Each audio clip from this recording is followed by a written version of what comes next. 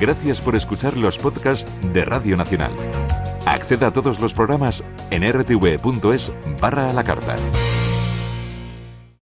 Es obvio que de información económica siempre hay, pero es verdad que en las últimas 2 semanas se ha multiplicado la cantidad de información económica que intenta situar el punto exacto en el que está nuestra economía y sobre todo las grandes reformas que vienen, muchas de las cuales están esbozadas por parte del Gobierno en ese plan de recuperación, transformación y resiliencia que se ha enviado a Bruselas y que estos días poco a poco se va desgranando. Vamos a poner todos estos asuntos, parte de ellos, lo que nos dé tiempo, a debate con 2 de nuestros economistas habituales en el programa, José Moisés Martín Carretero, economista y consultor. ¿Qué tal? ¿Qué tal? Buenas noches. Buenas noches, bienvenido.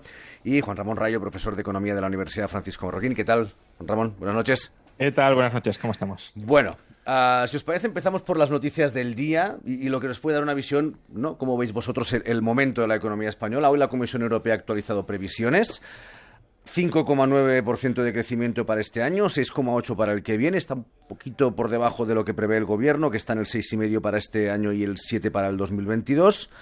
Parece que se recuperará con fuerza, de las economías que se pueden recuperar con más fuerza. José Moisés, ¿ves viable estas cifras que se estamos moviendo, ¿no? Este 5,9%, 6% para este año. Vamos a ver, yo creo que son viables si somos capaces efectivamente de controlar la pandemia. Quiero decir, ahora mismo no es tanto la dinámica económica la que manda, sino la capacidad que tengamos de vacunar a la población, de recuperar la actividad económica y social normalmente. Va a ser determinante el verano, cómo llegamos al mismo, si vamos a poder tener turismo internacional o no. Eso está todavía sin definir, y por lo tanto si se cumplen todas esas condiciones, pues sí, creceremos fuerte. También fuimos la economía que más cayó el año pasado, ¿no? Y eso también hay que decirlo, creceremos fuerte este año, menos de las previsiones iniciales del Gobierno, y se crecerá fuerte en el 2022 fundamentalmente por el efecto de arrastre de los fondos europeos, ¿no? Que se supone que van a aportar en torno a un 2% del PIB, ¿no? en este periodo, ¿no? Y por lo tanto yo creo que son realistas, pero siempre y cuando los requisitos o las condiciones de base, que no son económicas, sino que son más relacionadas con el control de la pandemia, se puedan gestionar tal como está previsto. El momento de despegue hay que ubicarlo en el verano ya o en el último trimestre.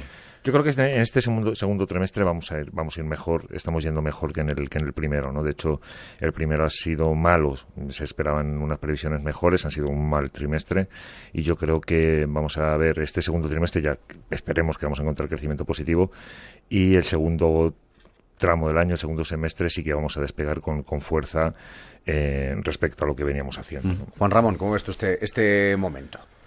Pues coincido básicamente con lo que se ha comentado. Creo que no son previsiones irreales siempre y cuando efectivamente consigamos controlar la pandemia, y aquí la vacunación, el ritmo de vacunación que se ha acelerado durante las últimas semanas va a tener una importancia capital. También que no surjan nuevas variantes del virus resistentes a las vacunas, que de momento parece que no está sucediendo, y evidentemente si conseguimos normalizar la actividad económica y social y a eso le añadimos la influencia de los fondos europeos, pues entre el efecto rebote con respecto a la caída del año 2020, que no se va a recuperar ni mucho menos en su totalidad en el año 2021, por tanto ese efecto rebote, ese efecto de acumulación de ahorro que ha habido durante los meses anteriores, en parte porque no se podía gastar, si no podías ir a casi ningún lado, y en parte también por incertidumbre frente a lo que podía suceder en el futuro, pues si se clarifica la incertidumbre, ese ahorro también se transformará en gasto, ya sea consumo o inversión.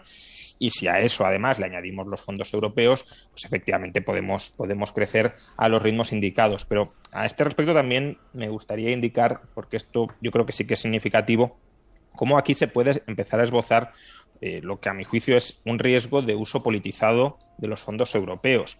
La razón por la que España va a ser la economía europea que más crezca, de acuerdo con la Comisión Europea, aparte de lo que ya hemos mencionado, es que España ha tomado la decisión política de concentrar el uso de los fondos este año y el año siguiente. Es decir, que la mayor parte de las inversiones se desarrollarán durante estos 2 próximos ejercicios. Y desde un punto de vista técnico no parece tener mucho sentido querer acelerar y querer concentrar mucho las inversiones en el muy corto plazo, porque ni siquiera habrá tiempo para comprobar si son inversiones adecuadas o no, e incluso para ejecutar. No tenemos administrativamente tanta capacidad de ejecución de tantas inversiones, y por tanto sería recomendable hacer como Italia, que las ha espaciado más en el tiempo, pero claro, si lo hacemos, pues el efecto rebote, recuperación, boom, no se sentiría tan a corto plazo en nuestras carnes. Sí que es verdad que pasa una vez más eso que pasa en España, ¿no? Que parece ser que la economía se recuperaría, pero que cuesta muchísimo que el paro se recupere, es decir, que la ocupación se recupere.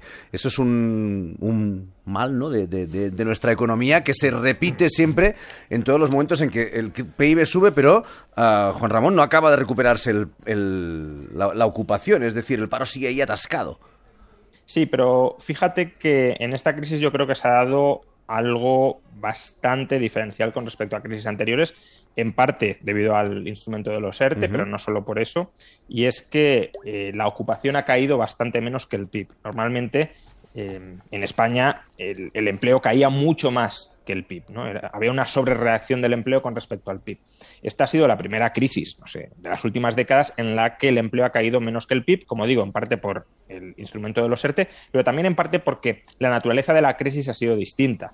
En otras crisis había empresarios en sectores enteros que tenían muy claro que su modelo de negocio había dejado de ser viable. En el año 2008, pues los promotores inmobiliarios, lo quisieran reconocer o no, pero sabían que estaban quebrados y que al final esa parte de la industria española iba a desaparecer. Aquí más bien hemos suspendido la actividad durante un año, durante año y medio, pero la percepción entre los empresarios no es que su modelo de negocio ha dejado de ser viable, sino que cuando se normalice la actividad volverá a ser viable. Y ya veremos si en muchos casos será así, porque si cambian los hábitos de consumo no tiene por qué ser en todos los casos así. Pero sí que es un cambio, yo creo, una diferencia bastante importante a tener en cuenta. Sí, bueno, yo coincido bastante, ¿no? Quiero decir, este año hay que tener en cuenta que la subida va a crecer el PIB, el paro no va, o sea, el paro va a crecer un poco, ¿no? Los datos que tenemos son estos, pero está todo muy mediatizado efectivamente por el ejercicio del año pasado. Tenemos que tener en cuenta que en la última crisis, la crisis financiera del 2008 al 2012, España estuvo 23 trimestres con un paro por encima del 20%. 23 trimestres por encima del 20%, ¿no? Y ahora, en el punto más álgido de la crisis del coronavirus, hemos estado en el 15,8, 15,9, ¿no? Bueno, yo creo que esto es debido fundamentalmente a los ERTE, eso está claro, ¿no? Porque ahí no estamos contabilizando a esa gente como parados, ¿no? Pero también a las expectativas, que es lo que señalaba Juan Ramón, ¿no? Las expectativas de los empresarios es que esto iba a ser una crisis corta y que en la medida que los ERTE les permitieran tener un colchón, no tenían que hacer un ajuste de plantilla, ¿no? De tal manera que en condiciones normales el desempleo tendría que haber crecido mucho más de lo que ha crecido, ¿no? Y ahora lo que vamos a ver es un proceso de ajuste, porque tampoco estamos creciendo a los ritmos que nos estábamos esperando que íbamos a crecer. Es que en octubre tenemos una previsión de crecimiento de cerca del 9%, y nos vamos a quedar cerca del 6%, ¿no? Y ahí hay todavía una bolsa de trabajadores que siguen en los ERTE, de los cuales muchos van a terminar en ajuste de plantilla, ¿no? De todos modos, estamos hablando de ya de ERES inmensos de grandes empresas. Claro. La banca, sin ir más lejos, ¿no?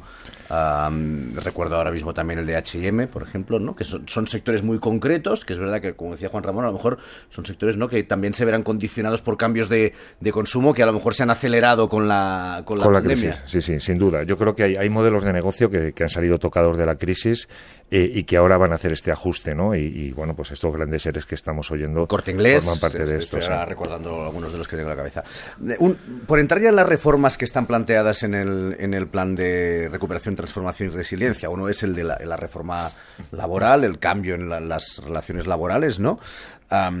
Parece ser que ya se han olvidado de la derogación de los aspectos más lesivos y que se va por un modelo nuevo, ¿no? Con lo cual quedaría totalmente pasada ya la reforma laboral del Partido Popular. Las cosas que quizás ahora sabemos es que se querría pasar a 3 fórmulas de contrato. Ayer sabíamos, por ejemplo, que se quiere penalizar a corto plazo, ¿no?, los contratos muy cortos. ¿Esto podría ayudar de alguna manera a cambiar las relaciones laborales en nuestro país, a consolidar un empleo más estable, menos precario? Bueno, yo diría que sí, ¿no? Yo diría que sí. Lo que pasa es que no lo vamos a ver a corto plazo. O sea, cambios como la reforma laboral...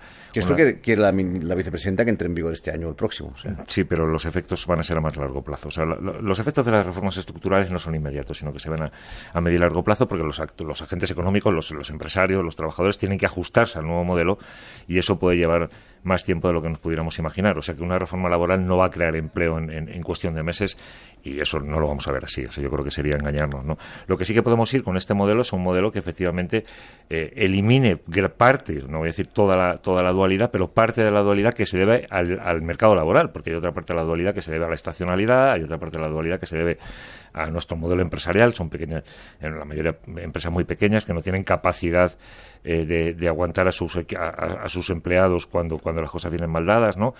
Pero lo que tiene que ver con la institucionalidad del mercado laboral, hay una parte que se va a eliminar, ¿no? Y esto es positivo porque llevamos muchos años hablando de que tenemos un mercado laboral dualizado, y eso está generando una injusticia tremenda, sobre todo para los más jóvenes.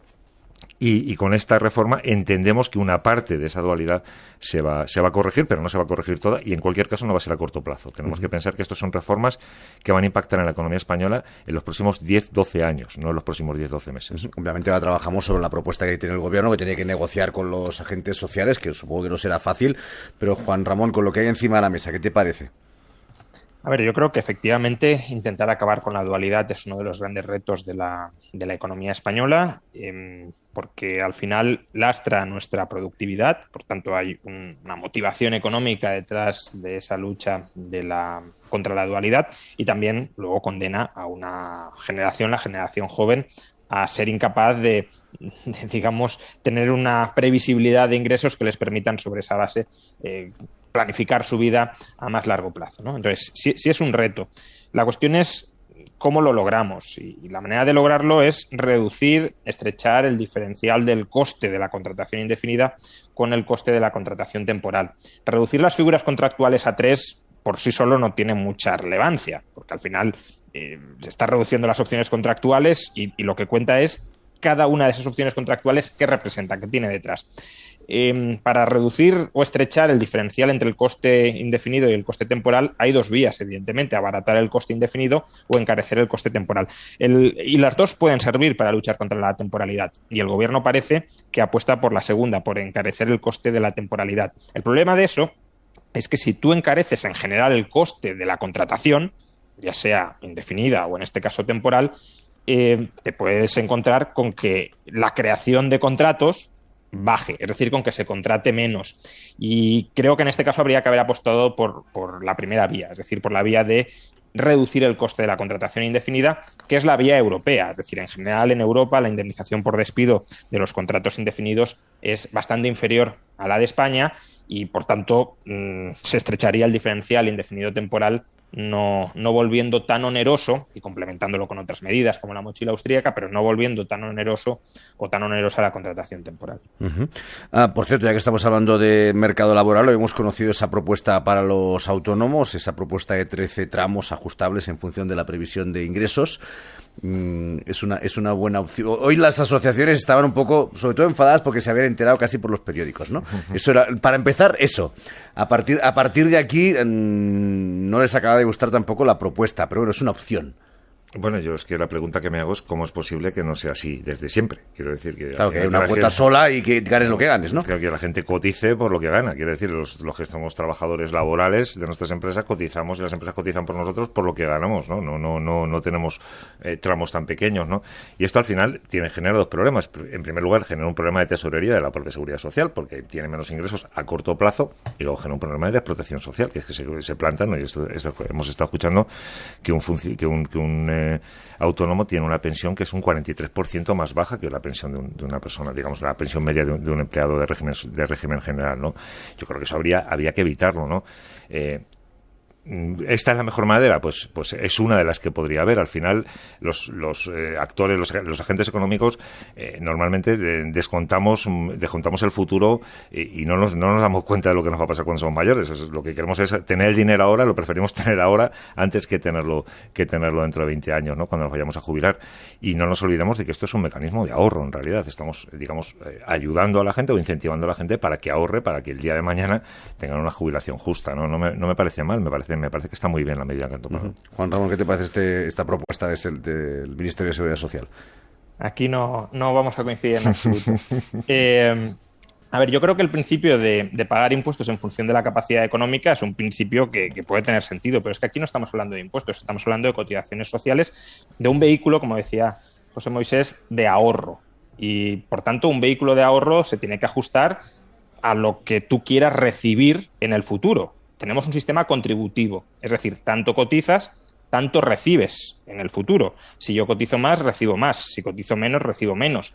No veo, por tanto, por qué motivo, si tenemos un sistema contributivo, que está, por tanto, desligado de la capacidad económica, hay que obligar a los autónomos a que coticen a través del sistema específico de seguridad social unas determinadas cantidades de dinero. Porque sí, si cotizan poco, recibirán poco, pero esa es su responsabilidad. Es verdad que están cobrando menos que en pensión que los trabajadores por cuenta ajena, pero tampoco estamos contabilizando los activos privados que han podido acumular gracias a que han podido ahorrar más porque han cotizado menos a través de la seguridad social. Y si en todo caso existiera un problema, como decía José Moisés, de descuento hiperbólico, es decir, de que no estemos teniendo en cuenta adecuadamente el futuro cuando planificamos el presente, pues no tendríamos por qué obligar a los autónomos a que ahorren específicamente a través de la seguridad social. Podríamos pedirles que ahorren una determinada cantidad de dinero cada año, pero ya sea a través de la seguridad social o de cuentas de ahorro privadas. Mucho me temo que aquí ante lo que estamos es ante un desequilibrio de ingresos y gastos en la seguridad social que en parte se quiere corregir a corto plazo, porque claro, a corto plazo no se pueden recortar las pensiones, ningún gobierno lo va a hacer, no quiere perder esos votos, se quiere corregir a corto plazo subiéndoles enormemente las cotizaciones sociales a los autónomos y en el futuro, si hay recortes de las pensiones, que probablemente los habrá, también se los comerán los autónomos, que pagarán más, también, no solo, también, que pagarán más para no recibir tanto más en el futuro. José Moisés. Bueno, es que el sistema de pensiones que tenemos en España, que es público, es un sistema contributivo, pero también es un sistema de reparto. Quiero decir que no se trata solamente de tu decisión única de saber cuál lo que vas a la pensión que vas a recibir, porque no es un sistema, no son planes de pensiones individualizados, sino que tenemos una caja común que es sobre la que todos aportamos, ¿no? Y por lo tanto, lo que tenemos que pedir a gente que está ganando por encima de 50.000 euros es que aporte también a la caja común de la seguridad social en función de sus capacidades, ¿no? Que lo que estamos haciendo los que estamos en el régimen general, ¿no? O sea, que hay un componente de incentivo al ahorro forzado, si lo quieres llamar así, o obligatorio, en el cual, por supuesto, yo sé, Juan Ramón, que no nos vamos a poner de acuerdo, pero también hay un elemento de solidaridad intergeneracional, quiere decir que aquellos que ahora mismo están ganando más contribuyan también al sostenimiento de las pensiones de sus propios clientes, en muchos casos, ¿no? Por lo tanto, yo creo que la medida es acertada y la pregunta que yo me hacía es ¿cómo es posible que hayamos tardado tanto en ponerla, ¿no? Ya que estamos... Pues es que, dime, Juan Ramón. Sí, solo muy rápido. Si el argumento es ese, entonces estamos admitiendo que estamos cambiando por la puerta de atrás la naturaleza del sistema y estamos pasando de un sistema contributivo a un sistema asistencial. A un sistema asistencial, ¿por qué? Porque queremos que la cotización en parte se dirija a redistribuir la renta. Pero es que tiene un efecto redistributivo, Juan Ramón, aunque sea contributivo, no, porque si no lo estaremos financiando por impuestos todos, ¿eh? Claro, pero es que el efecto redistributivo, si es puramente contributivo, no lo tiene. Quiero decir, si yo cotizo más, devengo un derecho mayor frente al Estado en el futuro. Por tanto, si cotizo menos, le estoy ahorrando al Estado una obligación frente al futuro y tiene menos ingresos. Nuestro sistema es mixto, es contributivo y es redistributivo. Ese es el que tenemos. Claro, Otra cosa es que lo cambiemos. Otra cosa la parte de redistribución, en teoría, habría que canalizarla a través de impuestos, no a través de cotizaciones sociales. Ya que estamos... Y se intenta retorcer la cotización social para que cumpla fines que originalmente no cumplía, con lo cual los autónomos estamos admitiendo que van a cotizar más y no van a recibir proporcionalmente tanto más en forma de prestación. Ajá. Ya que estamos hablando de pensiones, que era obvio que una cosa nos lleva a la otra, ¿no? Hoy también venimos contando el complemento a este documento del Ministerio de Seguridad Social, que es lo primero que se va a hacer de forma inmediata ya para intentar ir avanzando en la reforma del sistema de pensiones, que es que la actualización se irá con el IPC, bueno, es algo que ya veníamos sospechando, ¿no? Pero ya esta es la propuesta final, y también una penalización bastante fuerte a las prejubilaciones, a la gran mayoría de las prejubilaciones. ¿Esto es necesario? ¿Es lo que necesita ahora mismo el sistema de pensiones para empezar a avanzar en su reforma, Juan Ramón?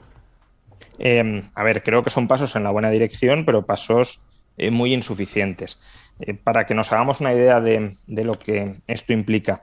En el caso de que las medidas que está planteando el ministro cumplan con todos los efectos que el ministro quiere que terminen cumpliendo, de acuerdo con la IREF, en el año 2050 dejaremos de gastar, habremos ahorrado en términos de gasto el equivalente al 0,8% del PIB.